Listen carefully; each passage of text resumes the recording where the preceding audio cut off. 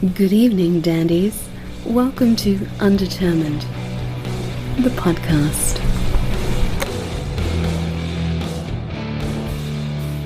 There are three principal planes of consciousness. Let's plow forward, shall we? Yeah. Where do we want to start? Who are we talking to? Yeah, let's start with that. We are talking to Andy Stoma from Young People's Deathkamp, Corporate Death Productions. Well, it's a pleasure, of course. Now, we've talked to you before. We had you on, wasn't it a Christmas special for a very Nerd Table Christmas we had with Adam Casto? Yeah. Yeah. It wasn't that Christmassy, though. I do remember a lot of... No, it wasn't.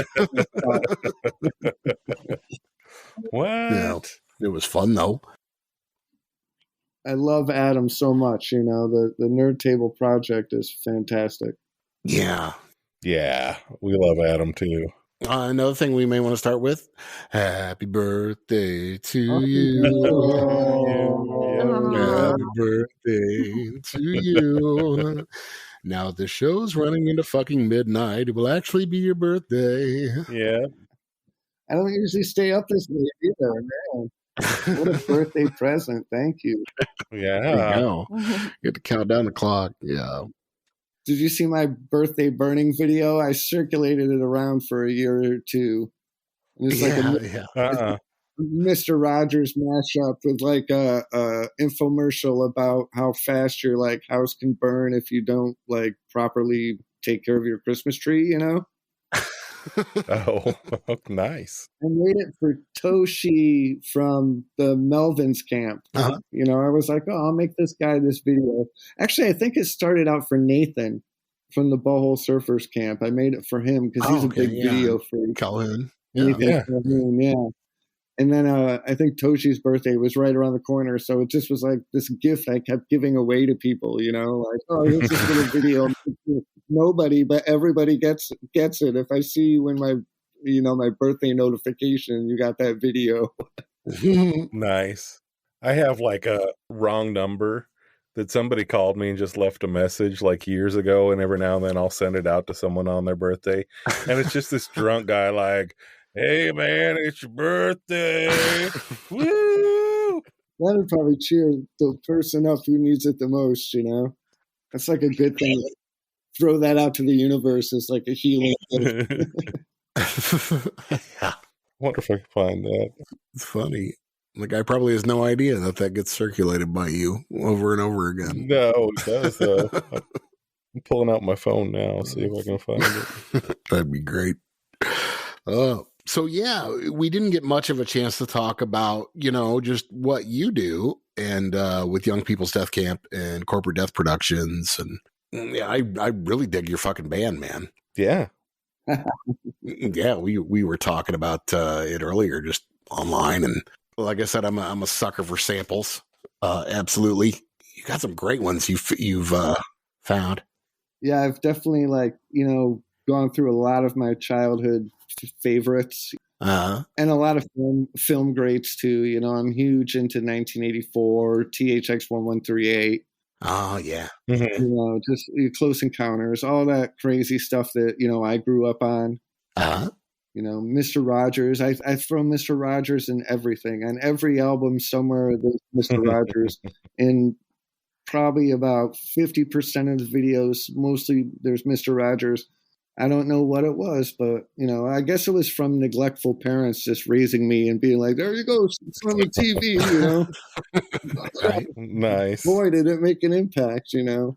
Yeah. He's a saint, though. You know, that's the thing is I think, like, with my music, like, when I choose a sample, some of them I'm like, you know, this is something that needs to be immortalized. Yeah. And it needs to just keep going in any way possible, you know. However, you know, the great thing about art is you can spin it in any direction. And if you're open to interpretation, you know, art can be a really wonderful thing to experience, you know, in all its forms. Yeah. Sure. Well, and just to clarify, you know, it's music also associates itself with a lot of psychedelics and LSD and Satan, and we don't necessarily want to pin Mr. Rogers in that camp. What? Yeah. Unfortunately, yeah, most of the Mr. Rogers diehard fans in camp would probably, definitely have me burnt at the cross for my artistic vision. Right. When I first started doing shows years ago, Mm-hmm. as the Deathkamp, it was more like a noise and like projection art project. It wasn't about a band or a music or a song. It was more about trying to find as many like 16 millimeter films as I could project and like overhead projectors and those slide strips. Remember those little slide strips from like kindergarten and preschool and first and second grade, like tons of stuff like that. Right on. It was just like all the noise was just background to give the people, when they saw something, a reason to glue it all together in some way in their head. Nice. It was so disjointed and just like an explosion of like, well, let's see how it goes. But then like after the shows, people would be like, wow, I really like this. Like I felt so emotional when you were showing the slides of the different cigarette brands with the weird music. I'm like, all right, that's cool, dude. Like I was just like staring down. I didn't even realize those slides were playing. But Right. Yeah. Nice. So, I've kind of grown it into like, I don't want to say something marketable, but the current concept is to create something that basically like people can digest in a way that isn't so unapproachable that I'm limited to just a niche crowd, Right. Kind of like they say your brand, and I hate that terminology, but it does kind of come down to that. I mean, you want to have an image that relates to you or art that relates to you. You know what I mean? All right. Here we go. Maybe you can use this for a project. Yeah,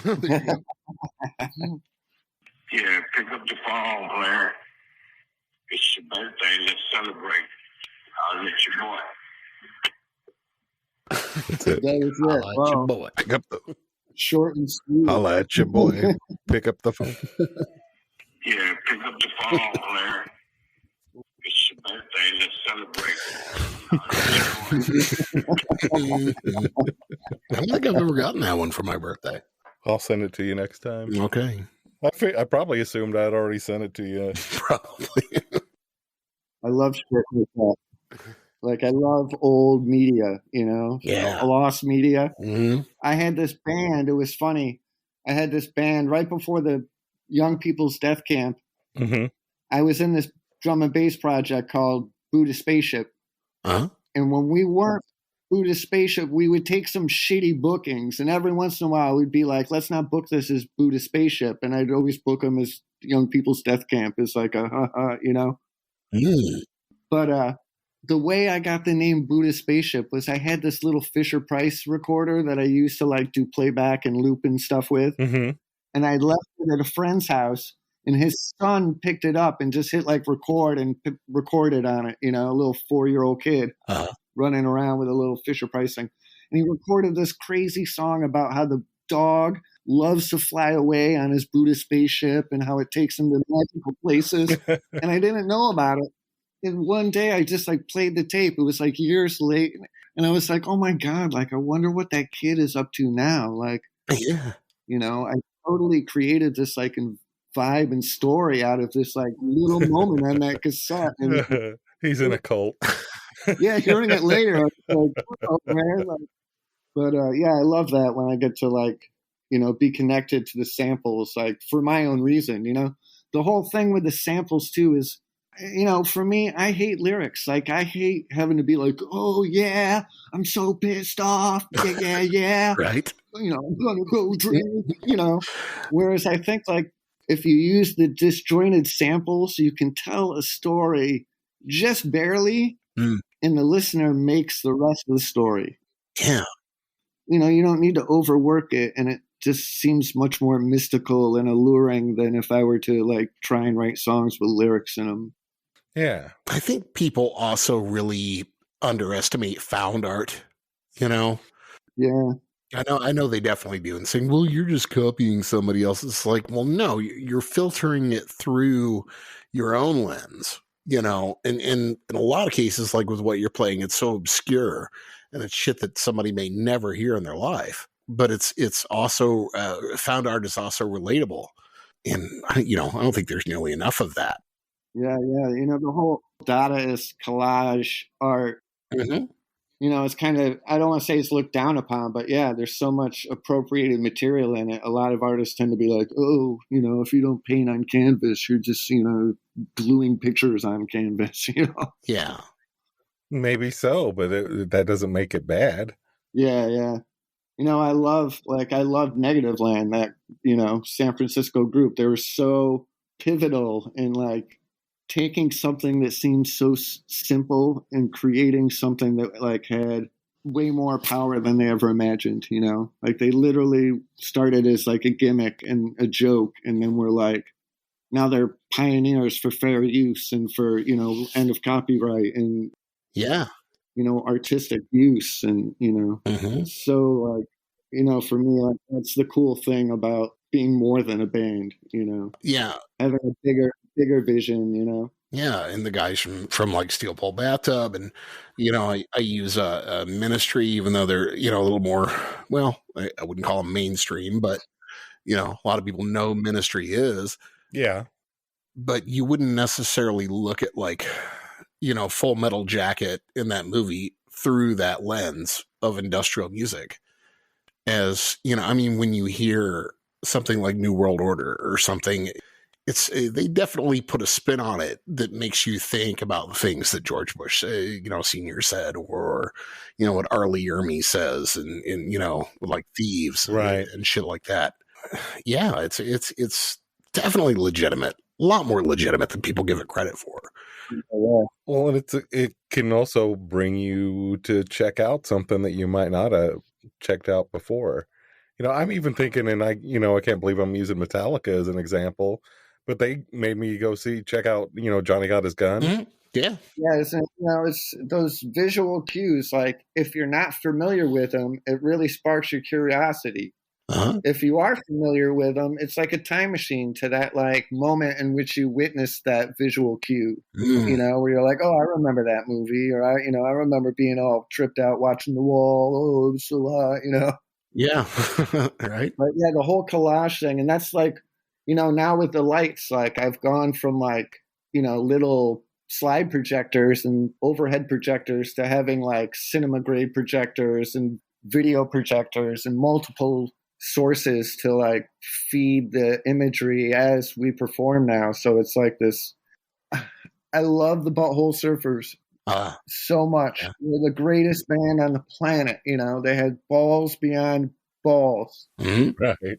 If nobody is going to pick up where they are, then I'm going to try and pick up. Because like, in my opinion, that was like the entertainment niche that was like, when I was growing up, that was the most satisfying thing in the world. It was like guaranteed to like blow your mind. Yeah. Yeah. I saw the Butthole Surfers once, and they had a wall of strobe lights that just shined an X. So when you closed your eyes, you saw X's in your eyes, and Yeah. It took me a couple minutes to be like, oh, it's so annoying. And then all of a sudden it hit me. It was like, oh, that was so intentional. Like, right. Of course they want you to see X's in your eyes. Yeah. There's been a few bands that have done that, not a lot. I mean, like, fuck Flaming Lips too. Oh yeah. Good example of that, using those sorts of visuals and things like that have just become iconic, even though they didn't invent the Zorb ball. Yeah. Who else? Tripping Daisy? Yeah. Does some of that? Yeah, them as well. But yeah, that's a real good way to put it. Like, Young People's Deathkamp is picking up where Butthole Surfers left off. Yeah, well, and just with that, like, I love music. Like, the other thing that corporate death for me is like experiencing live shows and music and trying to meet other artists and just, have a moment to see like inside of it, Yeah. Or to let other people see like inside of it through me. Uh-huh. The cool thing about that is it's like such a cool networking option. It's like I really get access to a good amount of people. I'm really kind and friendly. I'm, innocent and tame. So most people think like, I'm not really, up to no good. Right. Well, we know better. Right. So you're out of Ithaca, New York? Yeah. Mm-hmm. Yep. I've been here a long time. It's weird here in my town, especially now since COVID, like we've lost a lot of rooms. There's a lot of like, hesitance to open up and have artists back, or what artists get to come back, Everybody's protective of their dollar. Sure. And my style of show is, it's not necessarily your typical bar type show. Right. But I am working really, I'm booking a tour from Pittsburgh to Albany this June. Mm-hmm. And I'm going to do it again in August from hopefully Chicago back to Albany. Mm-hmm. And I'm just going to start trying to, run a good show circuit and get out and just, get the live band in front of people. The live band has been really cool because it's like all of the songs we play are like songs that they're just swung in different directions, but they still like have that like impact with the vocals and visuals, but it's just the band playing it live. Yeah. Like songs have a different feel, and there's, much more control over where the songs go and how they open up and close down. Mm. Which is cool. I love my live show. Like it's like my favorite place to be. It's home next to home, Yeah. Or home away from home. Mm-hmm. Well, let's talk about that a little bit with the cats that you play with. The stuff, has it been a revolving cast of characters, or you got collaborators that you've been with for a long time? Or the live band really in its face right now, which is kind of like a grunge rock band. Mm-hmm. That's only been in concepts for about a year before COVID.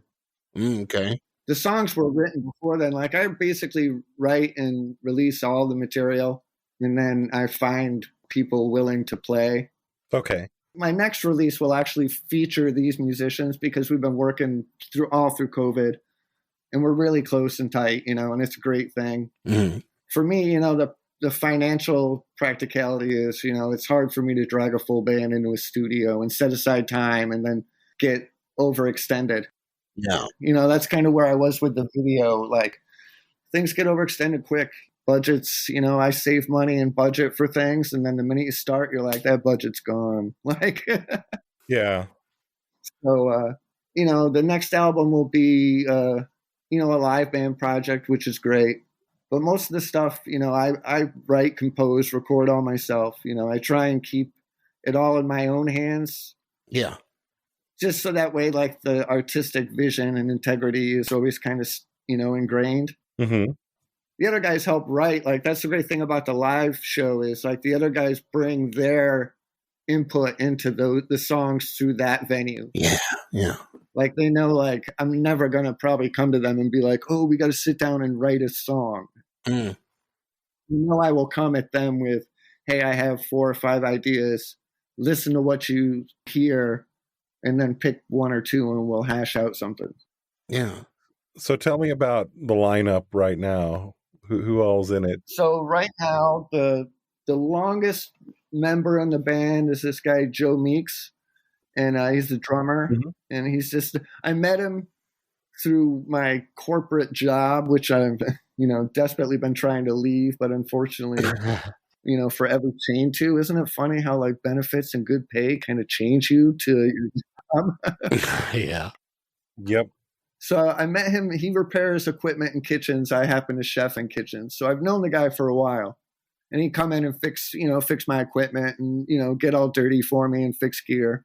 Mm-hmm. So one day we're sitting around and I was playing some music and he's like, hey, what's that? And I'm like, oh, it's this music I wrote. And he's like, oh, you wrote that? And I'm like, yeah, it's cool. It's this band I'm working on, but, it's all me because I can't find anybody to play with. Uh-huh. And he's like, oh, well, what do you need someone to play? And I was like, well, any of it. And he's like, well, I play drums. Mm-hmm. And I was like, oh, well, that's cool. Like, do you play drums or do you are you a drummer? And he's like, oh, I'm a drummer. And I was like, all right, but are you, are you a loose drummer or are you like a clock? And he's like, I'm like a clock. And I was like, okay, let's talk. Yeah. Mm-hmm. The bass player is this guy, Cassidy Beaton. he's this other guy who's really interesting. He's kind of the clean cut, the straight laced guy who probably hung out with the wrong kids for a little too long. Right. And probably got, into some stuff that he shouldn't have got into. But he likes it so much he doesn't want to get out. Right. He came to me with just I like your music and I can play bass. And he sat down and played with me. And I was like, you're good, Clay. I can work with you, Right on. The guitar player is a close friend of mine. And he's actually he's a real good motivational, he works with me on the weekly on my material and writing and sculpting and, the arrangements. And, he trusts me with my melodies and I trust him with his opinion on where the melodies and parts should go. Yeah. And he's a fantastic guitar player. And I'm so, humbled to have him play with me. His name's Alex Ribeiro. And it's funny. I've taken a lot of lessons in my life. I never learned shit. My parents were always like, God damn it, we wasted all that money. Right. Yeah. But I'm humbled when I get to play with people that, are fairly masterful with their instrument and craft. So, it's a great honor to play with him. Yeah. And to share this experience. Yeah. The other thing is, I'm very open to working with artists.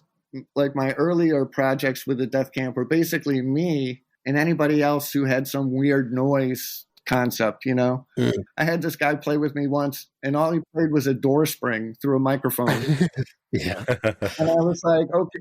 And he had a fish tank pump that I don't know what the hell it did. He just turned it on and put it in his mouth. I was like, is this some sort of golden throat or is it a bong or something? What the fuck's going on here? And I don't think it made any noise. But he rocked that. I'm serious. He rocked it like it was Jimi Hendrix fire ritual. Nice. Do you feel like I do? It's hilarious. We did once I did a puppet show. Uh-huh. And we built a little puppet booth, and we made up this puppet story. Another friend of mine, Elizabeth Pitney, and I dreamed up this story to tell this puppet story. And it was about an alien that had been captured and taken to Area 51 years ago, and had been dissected down to basically just a head and a tube. Mm-hmm. And it escaped Area 51 and was found by a wild hare, like a rabbit. And the rabbit saved it and took it to play pinball. And that was basically the puppet show. And we had a pinball machine puppet and the alien head puppet and a rabbit puppet. And of course the crazy light show the whole time. And you don't know how many people got pissed off because they were like, I thought this was going to be a child thing. I brought my kids. Yeah, it was just so, it was so funny because it's, it said fun puppet show, and then a real small letter for young people's death camp, so nobody took the time to read it's young. Oh, that doesn't sound appropriate. Yeah. Death camp might have been a flag. Yeah, I've always had a thing for if it gets too straight and narrow, then it's wrong, Yeah. I love it when things melt down. I love to have random people show up in costumes. I love to play in costumes. I love to be on the freak out all the time when it comes to the show. I want the shows to just be this where you go and it leaves an impression. It may even be that bad trip impression where, you may need to go to a counselor or see your priest or someone afterwards. But as long as it makes an impression, right? I love musicians. I love all art and stuff. But I really get disappointed when I go to a club and I see these people standing up there, no lights, playing originals. Maybe they're not, but there's just no show there, Yeah. And it's it's kind of anticlimactic from the minute you walk in. So I'm really fighting that. Even a bad trip's a memorable trip, right? People are always gonna have that story. Oh man, this one time, we went in the parking garage and there was a security guard and holy shit. Yeah, that's important, man. And I think we need to see more of it. So you guys got to watch the video, right? Yeah, it's great. Yeah, that was the next thing I was going to. LSD is the bomb. Mm-hmm. So it's funny. That was another project where I was like, I'm going to reach out to some other people, but different people. I'm going to reach out to producers and engineers and, videographers and that creative side. Uh-huh. And so I approached this guy who runs a video studio and a recording studio. And, they're really sweet people. It was really wonderful to work with them and have access to their, their facility and, be welcome. But from the get-go, the guy was kind of like, I don't know, like this, LSD thing. And like the whole premise, I come at him, I'm like, okay, so here's the song. And then meanwhile, I want to shoot these videos of a creepy ice cream truck handing out ice cream to kids, but the ice cream is symbolic of LSD, Right. And he's just like, whoa, that's like kind of all right. And then I remember showing up one time with some footage, to work footage into it. Uh-huh. And he was like, man, like, you're really not funding this with like acid money or like drug money. Or, like, this isn't a front for meth lab. And I'm just like, no, dude, like, really, I'm really a really nice guy. I just like ice cream and ice cream trucks. I just like to hand out laced ice cream. That's all. Here's the funny thing too, like, you guys listen to all the doom and, stoner rock and stuff. Uh-huh. Like, Fu Manchu, they've got like the shag vans, and like Chevelle have the muscle cars. All those guys are like, yeah, we're so bad, we're so heavy and slow, but we got these bad, powerful cars. Yeah. And I'm like, I want to show up in an ice cream truck. Thank you. Like, that's my badass vehicle. I remember telling the videographer guy like that, like, I want cut shots, really cut shots. The ice cream truck pulling up. I want the truck to be filled with smoke. And we jump out and they're like, "Bow!" Yeah. He's like, "Whatever, we can do it all. Like, just throw a bunch of money at it." Crazy. But yeah, I can't wait to get the video out. I'm really trying to do it right, so I hit as many people, and really, it works for me. Like in this day and age, it's so important. Like if I took the time to make something really quality, then I really should take the time to make sure it gets out correctly, Yeah. Yeah. Do you have any kind of like projected date on it or anything? I'm hoping probably May. Mm-hmm. I'm going to use it basically as like a build up. I'll tease the video, release the video, and then use something from the video to tease the tour. Mm-hmm. Is my plan. So I'll definitely start working I've already kind of had a couple teases out on TikTok. Okay. If you need to know, like, you can follow Andy Stoma on TikTok. Okay. And then you can follow like Young People's Deathkamp and all our links through Linktree, through Instagram or youngpeoplesdeathkamp.com. Cool.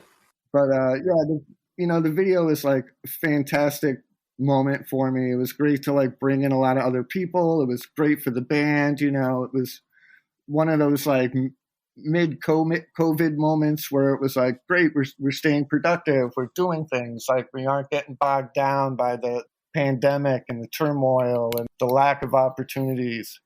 Mm-hmm. Yeah. Well, and I was going to ask you about that, just the idea that, nobody likes to think that they've had to compromise their art. And I hate to use that terminology, but during COVID, I mean, it's really, well, I mean, shit, like you say, you just had to, reconnoiter and you had to change so many things around. Is there anything you think that's really just you got punched in the gut for with this that you've had to compromise, or you think, boy, we could have done this a lot better without all that shit going on? Or do you think you've adapted well? I mean, the only disappointment that I would say I've had from COVID would be besides my own personal struggles, like I've had a lot of, my own family personal struggles. Oh, yeah. But with the band, one thing that really was the biggest hurdle was we were pretty primed to do all of this about 3 years ago. Mm-hmm. And then it just got put on hold. And then every time you kind of set up to go again, it just got shut down or something else. Yeah. Like right now, the big hurdle is just all the promoters are so logged with acts they promised gigs over the last year or two, Yeah. So it's like every time I talk to somebody, they're excited that like, hey, wow, I like it. I really want to work with you. but unfortunately we can't talk until this far out, Yeah.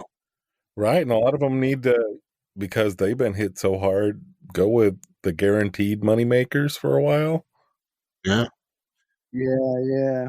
That's the sad thing, is nobody wants to take risks, and everybody believes that, like, oh my God, the shortages, all this like hype. Mm. The money shortage, there's no shortage of goddamn money on the planet, Yeah. There's no shortage of fuel. There's no shortage of workers. The problem is the situations are wrong, Right. that it's not creating an environment that people want to be that person or have that service anymore, Right. Speaking of Nathan Calhoun, he was mentioning that like a year ago when he was on the show. It was just the fact that, as things come back around and as things open back up, so many of these venues and everything has promised so much money to cash cows. Like Austin's a prime example of that. Right.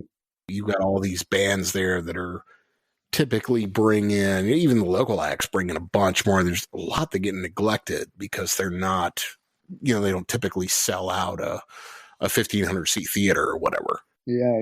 So it's like, how long are they going to keep trying to make their money back versus, all these other bands who are also starving, who, need a little slice of that pie.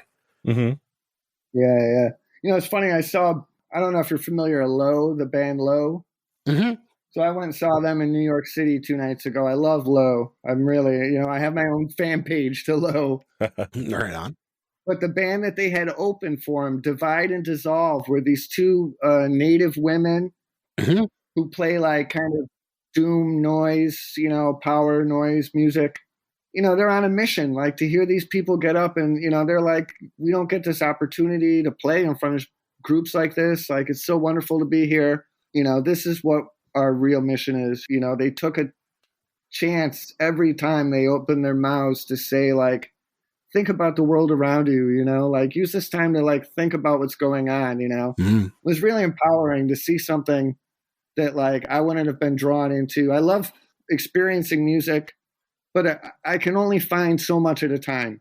Yeah. And there's so much great talent. Like, I see it on TikTok. I'll see this so much talent that are just like me, like little people way at the bottom, the smallest of the smallest fish. Mm-hmm. And, I'm just humbled at times. I'm like, wow, look at these people. There's so much wonderful talent. And, unfortunately, so much of it just gets swept aside or lost in the tidal wave of it. Yeah. And that's one thing that we're kind of big on, wanting to let people know there's lots of good shit you haven't heard of out there. Oh, yeah. It's funny, like, I went through a big rebirth of music once apps like Pandora and Spotify came around. In their early days when the platform didn't have that much, so you didn't have choices. You couldn't choose the whole catalog. You had to listen to whatever they threw at you. Right. And they kept it within like 6 degrees of separation. But, you got exposed to a lot of music that like, I skipped it, or I listened to it, or I liked it. Mm-hmm. But because of that like app and that change in technology, I've been exposed to so many incredible acts that I just would never have been able to experience in my own lifetime. Yep, same. Yeah, it's sort of a double-edged sword, really, because, you look at the fact that people say, oh, it's too much out there, it's too overwhelming. But then again, if it was 15, 20 years ago, you wouldn't have access to it at the same time. So, it's sort of a trade-off in some ways that you gotta dig to find good stuff sometimes. But the fact that we have access to so much more now is incredible, but it can be overwhelming. Yeah. But I will say, like, for me, it's like, it's rewarding, in the sense of knowing that, like, if I really sit down long enough, I know I will find things that just open my eyes to new experiences all the time. I just have to be patient. Yeah. And be willing to find it. Like, instead of being very narrow about like, well, it's got to have distorted guitars and well, it's definitely got to have a double kick drum, Right. Yeah. Well, and that's something I was saying to you earlier, is just like, I love the fact that even though there's like the samples involved and the kind of digitronic aspect of what you do, it's not your run of the mill industrial garbage, It's like, that's formulaic. Yeah. And not that the people who invented that formula are wrong. I mean, I think that I love a lot of that shit. I still do. Right. But it's like, being able to mix that up, and and I'm glad that you even mentioned like a grunge aspect. I can definitely see that, in your music. It's like mixing those two things really turn me on. Right. It's funny when I work with Alex, the guitar player, he's always like, man, like, do you hear that? And I'll be like, what? And he'll be like, oh, that's like this surf guitar riff. Mm-hmm. Or it's this, like 1950s doo-wop song. And I'm just like, man, dude, he's like, you always like pull up these melodies that like harken back to like early rock, mm-hmm. And I'm always just like, oh, really? I just see it as like a 3-chord, just strum it this way, strum it that way, maybe invert it, and then hit the old, the old super distortion, and away you go. Right. Right. Well, I mean, seriously, that's kind of how it is, though. I mean, if you look at even Nirvana, it was really kind of the Beatles with gravel. Yeah. Like, I love when when I listen to Ministry, I pull that stuff apart. When I listen to like music that has a lot of samples, I just pull that apart and I get deep within it, trying to hear every little grain of it, Mm-hmm. I'm always impressed when I hear somebody using something in a way that I haven't used it. Yeah. And I've been through so many, like, I hate to say it, stacks and stacks of records. Like, that's another great thing about the digital revolution now, is I can pirate everything from the web. I don't have to go and flip through record bins anymore and listen to these shitty records that kids had a hold of, right. That scratch their names into them and stuff. Like, just to find like a sentence that's like workable. Right. So, I mean, it's been really good for me in the sense of like I can create on the fly, and the stories, like when I create the vocals, initially there's like a kind of a spark, but then once the materials start to come in, and I source certain things, all of a sudden it hits like a combustion point. And then it really takes off. And that's when all of a sudden I'm like, whoa, the story's happening. Like in my mind, it's making sense. Yeah. Maybe the drugs are really good. I don't know. So I was going to ask you about that. We often like banter this back and forth when it comes to fair use and it comes to sampling and everything else like that. Mm-hmm. Have you come up with any like rules of thumb about how you can use something or whether you can use something, worried about being sued for using it? Right. On my first album, I was a little more brazen. Yeah. Like there's 1 or 2 samples that are actually like another group's measure. Mm-hmm. I usually, when I take a loop from a group, it's usually just a 2-measure beat or something, just trying to lift a beat. Mm-hmm. But now, I mean, I write a lot of that stuff on my own. I have my own outboard gear. I have a lot of like drum machines and synth potential at my hand, plus a really slick DAW. So I'm pretty savvy when I do that. The thing now is when I'm with the band, I kind of don't use a lot of that stuff because it's hard to drag that into the live rig. I don't mind playing with it canned, but sometimes it can really throw off the show if it gets off. Oh, yeah, yeah. And that's a real, like, I hate to say it, I hate standing on stage and feeling like my pants just got pulled down. Right. So, like, playing the canned synths is great for some bands, having it all in ear. If I had an engineer and a $50,000 sound rig, like, sure, I would definitely can it and have it in ear. Right. Because I'm doing it myself, with my own onboard gear and trying to run it off flash drives and things like that. Like, right. Yeah, no, I probably should leave that stuff at home. Yeah. So the live show, it's real powerful, real guitar driven. We throw a lot of stuff around. We definitely like do a little doom. We do a little like industrial, a lot of grunge, a lot of post rock and kind of slow dreamcore, slowcore type stuff. Mm-hmm. So it's definitely like broad and powerful. I really try and make it a sonic experience. So like there'll be moments that are quiet and then other moments that are just eardrum bursting loud, Yeah, yeah. It's funny. Speaking of working with other artists, I reached out to Esben Willems from Monolord right at the beginning of COVID. Yeah, yeah. Mm-hmm. We worked a little collaboration. And then I was like, hey, man, I need some like mastering work done. I need some help with like my live vocals. I need like this canned stuff to sound perfect. I need to know like when I go from PA to PA that I can make this sound spot on every time. Mm-hmm. So he and I worked with my sound sets and my vocal sets, and like it's really cool to like get that done professionally from him. You know, he was kind of the same way. He's like, man, I hear so many different angles in your music. It's like a song starts off one way, and then after it hits the bridge or chorus, you know, it has this like hidden little flair in it that harkens to like something else. Yeah. Yeah.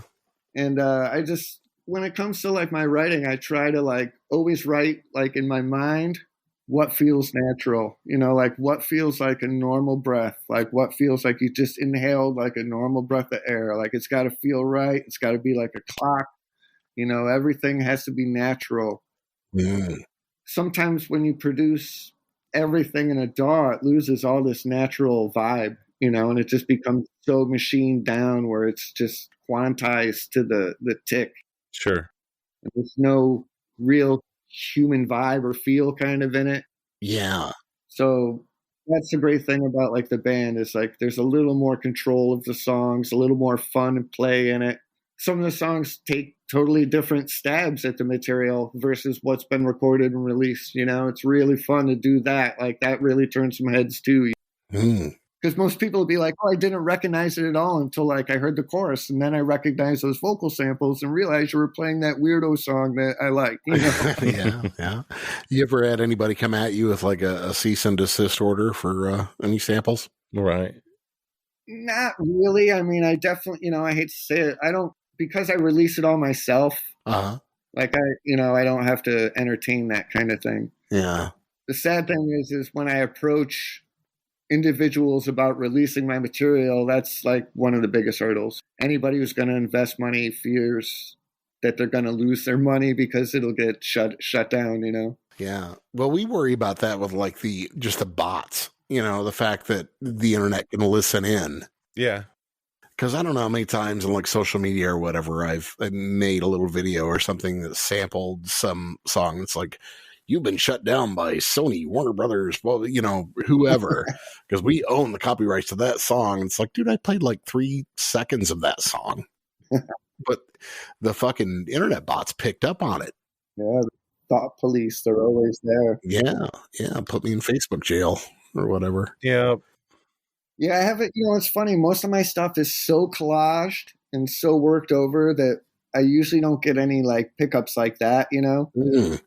Plus, like most of the time they're looking for like sound wave, you know, like a full wave to compare. Right. Whereas I'm just stealing parts of cues of it. So, like I said, where I tend to run into the snafu is when I talk to industry people. You know, some love it. They're like, "Oh, it's great," and this and that. But I would never release it. You know, I wouldn't put my own, you know, $1 million on it. Like, right.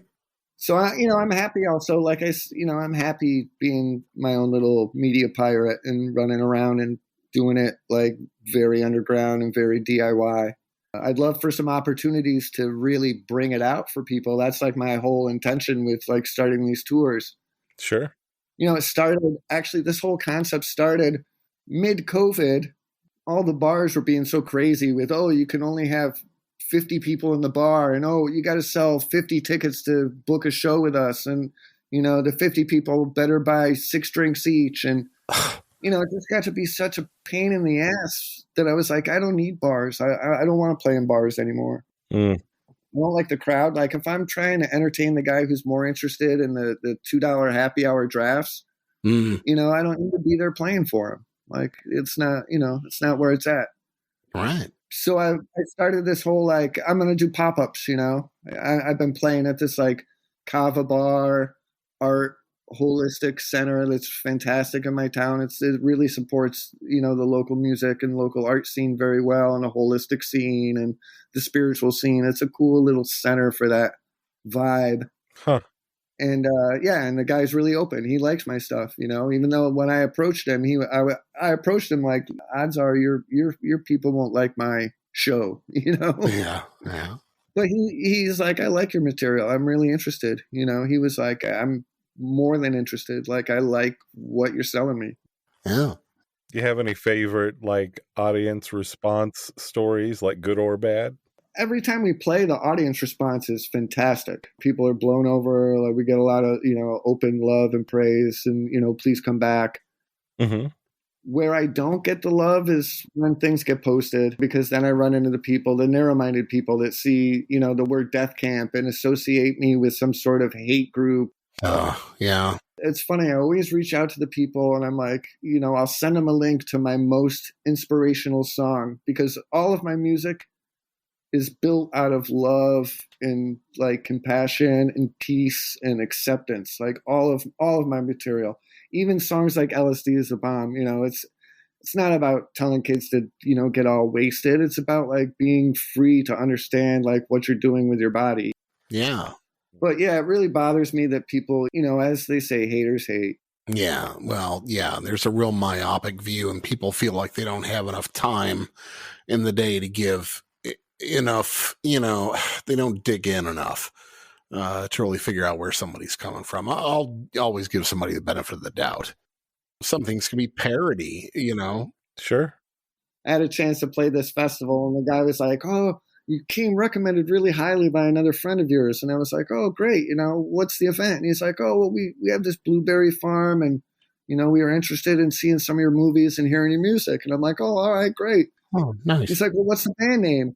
And I told him the band name, and he was like, "Oh, whoa." He's like, "Slow down." And he's like, "You understand, like, my relatives were Jewish." And I'm like, "That's, I'm sorry. Like, I'm not trying to ever like shed a bad light or to not cast light into that horrific environment." Yeah. And then I basically was like, there's plenty of other circumstances all around the world that have been going on since then, and they're still going on, that demonstrate that we're still practicing that same kind of mentality. Sure.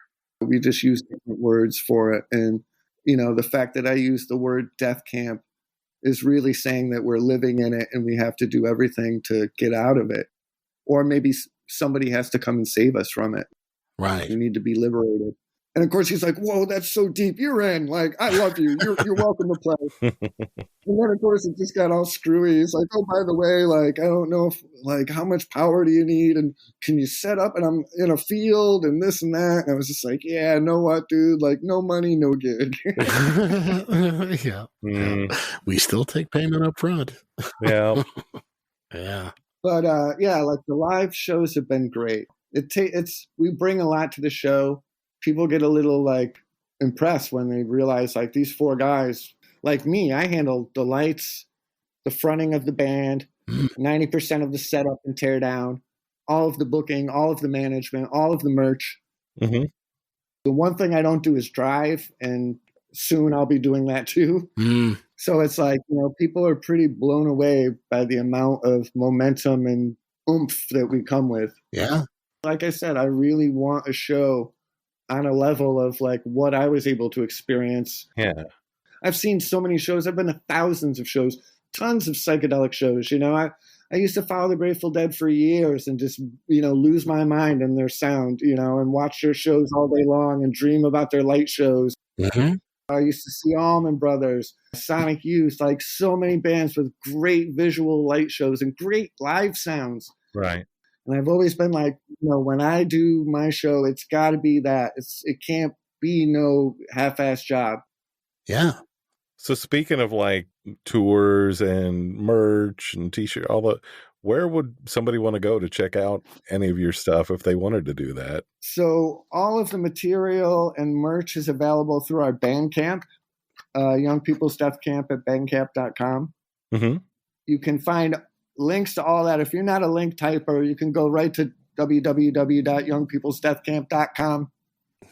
Remember, the K is spelled, or the camp is spelled with a K. With a K. Yeah. For extra cool. Right.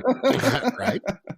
I don't know if you ever noticed all my little catchphrases, like loved by few, hated by all. With a name like Deathkamp, it's got to be good. I always try and like steal those 50s like commercial cues and commercial selling points. Right. Television warped my brain, and drugs.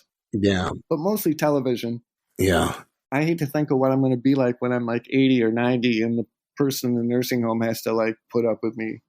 Oh, I think we're going to make awesome old people. I do. Right. I think some of our kids are already catching on to it. I mean, they hate us now, but yeah, I always wonder what that's going to be like. It's going to be fun to see like just nursing homes filled with sleeved out people. Yeah. Playing Biggie Smalls and shit. Right. Like Hypnotize. Yeah. Yeah. That's going to be weird. Are they going to look at that like we look at like big band? Right. Oh no. They're playing Eminem again. Yeah. Well, I've often said that's even weird about just old people now. How I've often said like people who are my parents' age. Well, my dad died a few years ago, but my mom's still around. And she like talks about liking like big band, and it's like, Mom, you were around in the 60s, right? You were young when like fucking Zeppelin was playing and shit. I mean, don't try to convince me that you were like Patsy Cline was like that was beyond contemporary to you by any means. But they kind of go older, so they don't associate with that. And I find that weird. But it's going to be interesting, yeah, when we're like fucking in an old folks home and playing KMFDM or Slayer, Yeah, hopefully the old Slayer, though, none of that new stuff. Right. You kids these days. Here's an ironic concert story. I went to see Slayer I've seen Slayer a ton of times. I love Slayer. Mm-hmm. But I saw them on like a tour with Slipknot, and they were basically opening for Slipknot. That doesn't seem right. No. I remember being in the mosh pit and like running into these people over and over, and they'd be like, "Man, stop hitting me! Stop bumping into me!" And I'd just be like, "Dude, like, what the? Like, how? Why are you here? Like, why are you here?" It's right. Like everybody knows Slayer is like the godfather of pretty much every, and the hierarchy is like God created Ozzy, then Ozzy created Slayer. And so, of course, they're pissing me off. And I'm just like, man, kids today. And then, of course, Slipknot comes out and these kids turned into like raging animals. I was just like, what? What the fuck? Like, what did I just witness? It was like they took like Jekyll and Hyde medicine. I was just like, you went from like being upset that people were touching you to like ripping your clothes off and dancing around like a wild animal. That's crazy. Yeah. Weird. Growing up in rural Missouri, we didn't get a lot of the shows that a lot of the other places in the country would get. And people would go fucking apeshit crazy over some of the most timid bands. Oh, innocuous. Yeah. Really calm. Right. Like I literally watched a group have to get scolded by Adam Duritz in a Counting Crows concert because they were like slamming and stage diving at Counting Crows, like Mr. Jones. You guys need to calm down. Like for real. Yeah. It's funny that moment in time, all right? It's like being an alcoholic. There's a moment in time when the switch gets flicked and all of a sudden you're like, moshing isn't cool anymore. Like, oh, moment of clarity. Right. Yeah, it's just like, oh my God, someone's gonna mosh. Oh, it's gonna ruin my night. And I love it. I love when people like interact with the music. Yeah. That's like the magic. I love that. For me, the other magic when I see bands live is seeing like something happen on stage and watching like that little proverbial light bulb form over someone's head. And they do something musically. And then the next guy standing next to them or someone else, like all of a sudden their light bulb goes on and they do something. Mm-hmm. And all of a sudden it takes on this like cool new form. Right. They play with their material in a way that they engage it every time. Yeah. Instead of being formulaic, like I'm here to play these 12 songs and get off stage, I'm going to play them the same way every time. Most bands nowadays, half the music's canned anyway. They're just waiting for their solo and, they're up there strumming the guitar, Right. You know what? I think you should look into booking retirement homes. Yeah, I have to change the name, though, again. Huddled in, like, Old people's Deathkamp. Deadly Acres, Sure. I can imagine like the wheelchairs just slamming into each other. Right.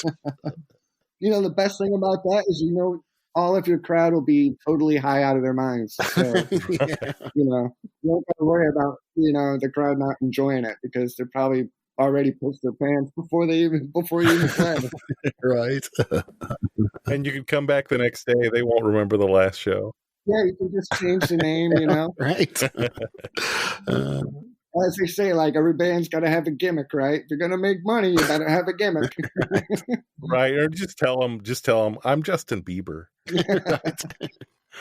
Honey, you'll never believe who played here last week. Oh, I've heard of you. My granddaughter loves you. That would be fantastic, though, to get that cease and desist letter for that. You know, like we've become aware of your recent tour of retirement community facilities, and we want you to stop immediately. Yeah. Should totally do it. Oh, yeah. Yeah. I'd go see that show. Absolutely. There was a video flying around of that hardcore band playing at Denny's. Yeah. You ever see that? Like, that's hilarious, right? Like that's the kind of tour you need to book. Right. Like, yeah. Or the Waffle House or something. Yeah. hopefully we don't get thrown in jail for vandalism, but you know. Yeah. Because those basement shows and shit weren't always lit. Yeah. It's funny, there's a great like underground scene now. There's a lot of cool like basement shows happening and a lot of off the wall spots being turned into creative spots and places. Mm-hmm. And I love that, you know. I love the fact that like musicians are adapting to the fact that we don't necessarily always need a club. We don't necessarily always need a promoter. We don't necessarily need promotion. Right.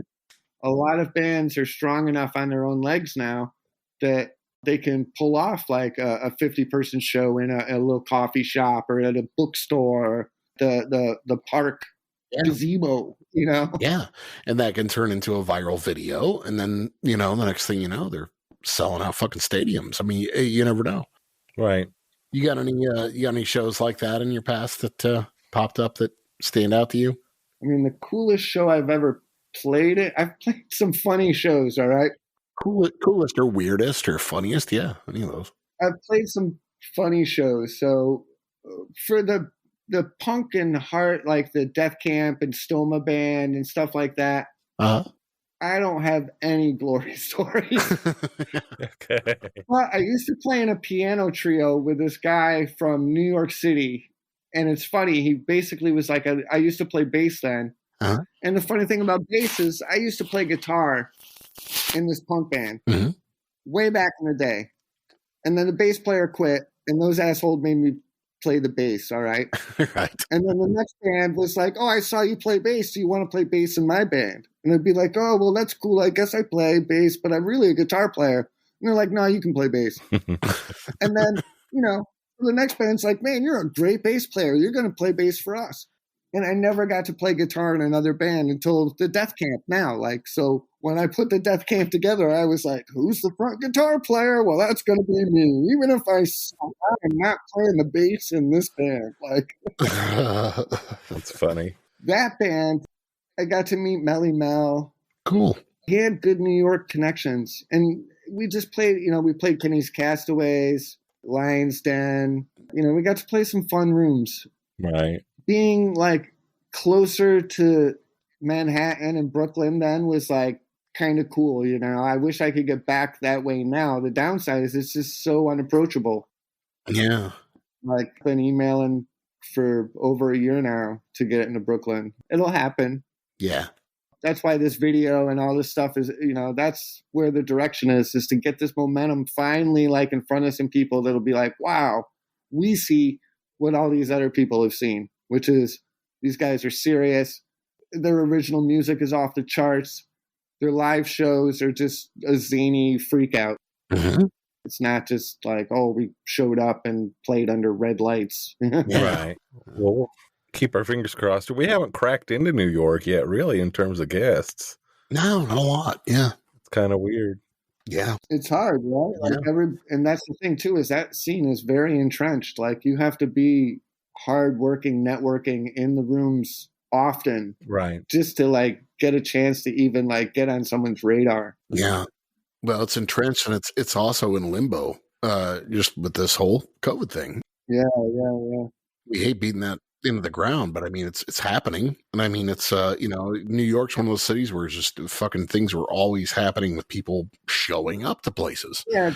And, they're having a hard time adapting to online presence or just things like that. It's, New York shows were an experience show. Right. I think of old bands like Circus of Power and some of those others, how interactive they were. And it's changed. It's changed quite a bit. I love I see so much incredible talent there. Yeah. And there's so much awesomeness just around every corner. Sure. You just got to pick up a rock and there's someone else. Mm-hmm. The downside is, it's just going to be so unapproachable. And I understand.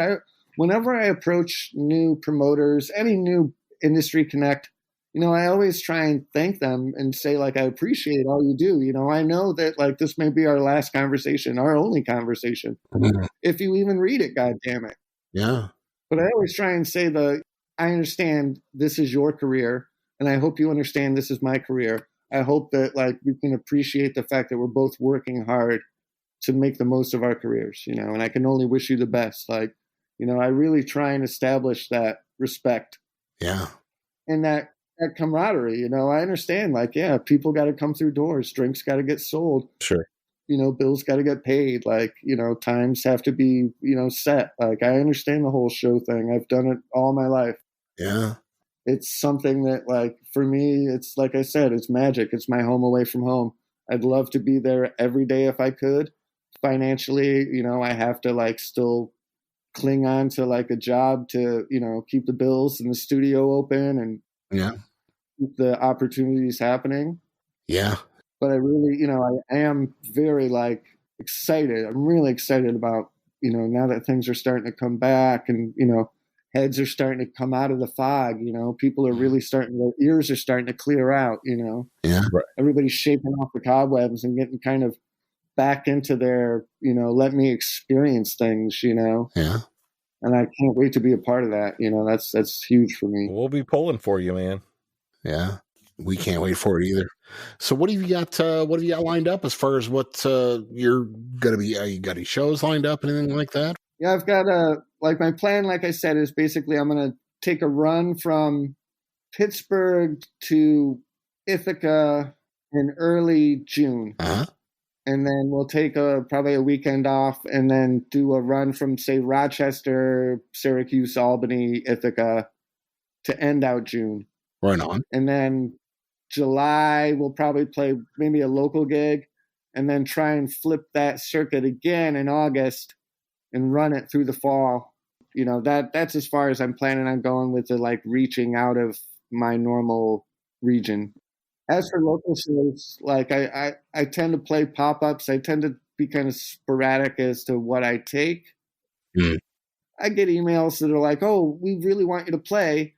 I've got the Judas Priest cover band on this night, Right, and I'm just like, no, let the Judas Priest cover band have their moment. Like, I'm not going to try and split a stage with somebody who's got a whole different angle. Yeah. And I don't want to compete with that. I don't want to have to show up and force what I do in front of anybody or after anybody and either feel like I'm taking all of the limelight or I'm not allowed to take the limelight, Yeah. Like, I'm very rigid. When I talk to people, I'm like, look, I have a show. There's no ifs, ands, or buts. There's no, can I book this and that? It's you get the whole package. Yeah. So if you're not comfortable with me projecting my imagery, then no show. If you're not comfortable with the vocal samples or any of the song titles or the name, then no show.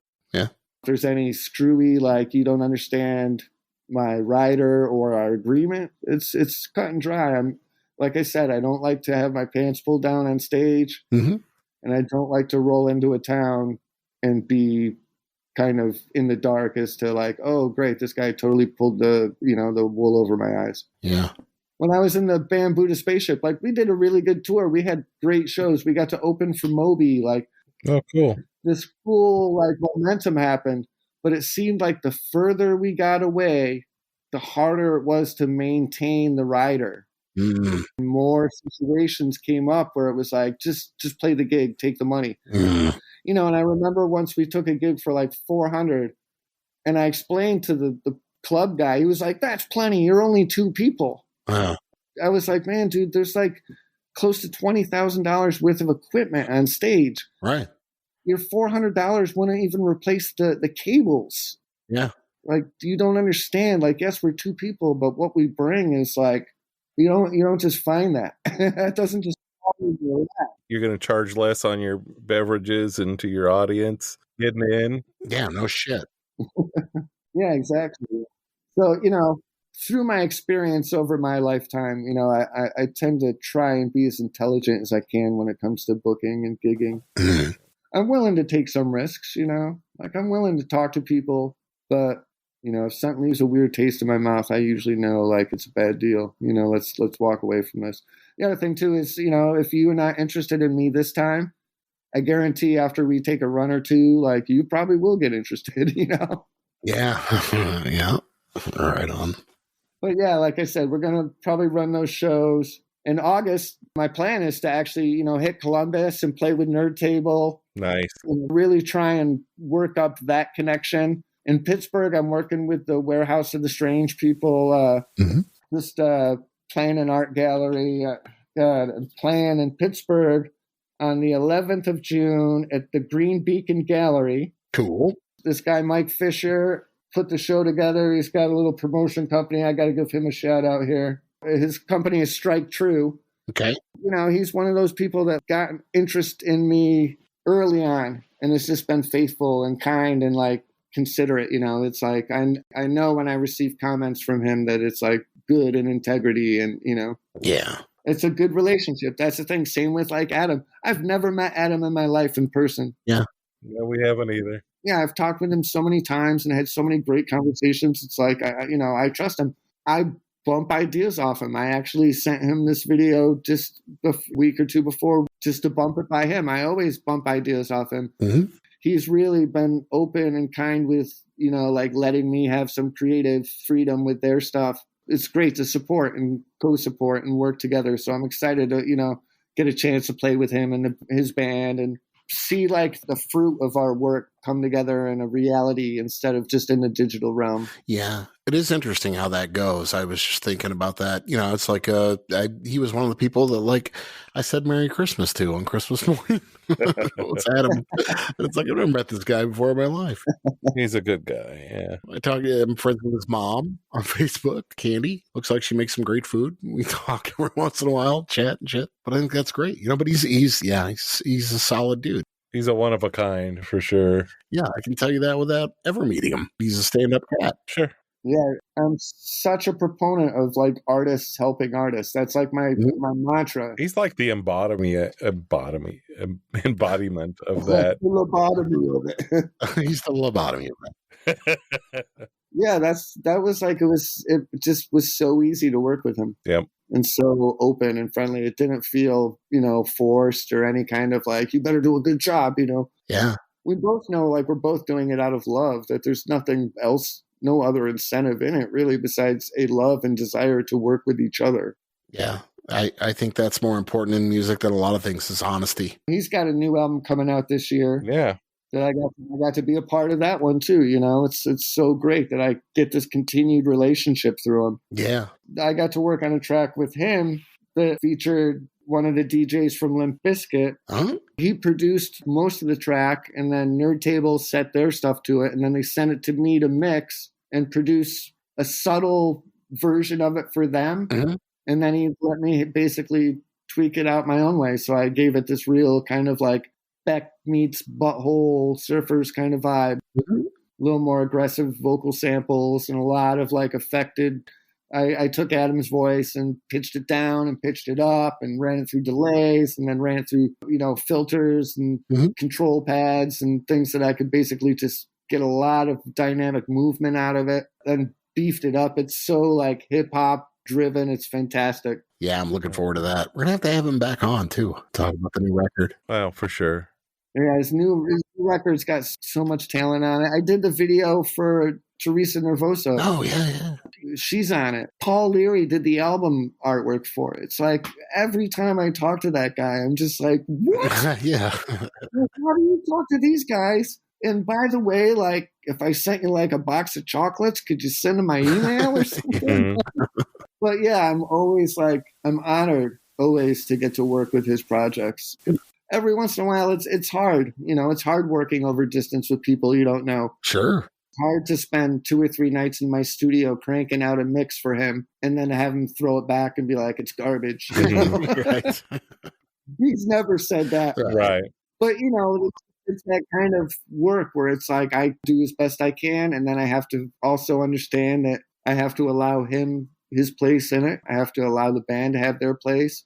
And we can all find that like mutual success through being involved, you know, and working towards the solution instead of fighting it. Yeah.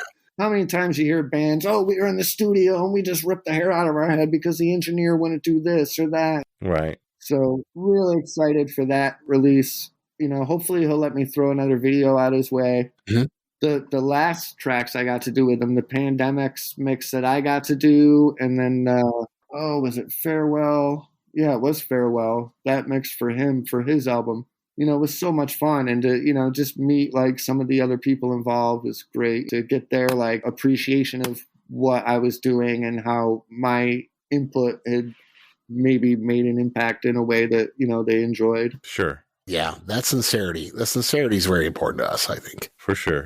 You know, we feature a lot of people over all spectrums of music and entertainment and everything from multi-platinum selling to, you know, local bands and things like that. But our most important thing is looking at people who are sincere, who mean what they're trying to do, and are producing shit that we find interesting, entertaining, and fun. And you're definitely up there in that category, man. Right. We appreciate having you on for sure. Yeah. We don't want to keep you on all night though, man. I know it's getting super late there on the East Coast. Yeah.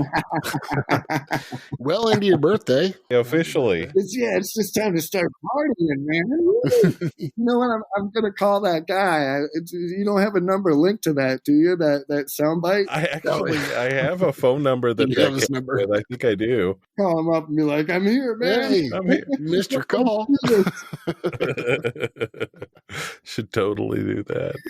No, thank you so much for having me on and making my birthday. Thanks for always listening to anything, witnessing anything I do is always a blessing, you know. The videos, I'm always like, wow, like I didn't scare people away. That's a great thing. No, man, absolutely not. It's great to have you, man. And yeah, super short notice, everything. We appreciate that too. And saved our ass this weekend, and it was great. Yeah, and keep us posted, and we'll definitely check back in. Yeah, I was going to say, it's great to write. It's helping people out. Everybody's helping out. It's like meant to be, right? Absolutely. The universe answers. Right on. But yeah, no, thanks for having me on. It's always a blessing. Right on. All right, well, thank you, man. Thanks a lot. You've been listening to Undetermined the Podcast. Special guest, Andy Stoma, Young People's Deathkamp, Corporate Death Productions. Thanks for tuning in, everybody. Thanks for listening. Have a great week. Bye-bye. Bye-bye. Ow.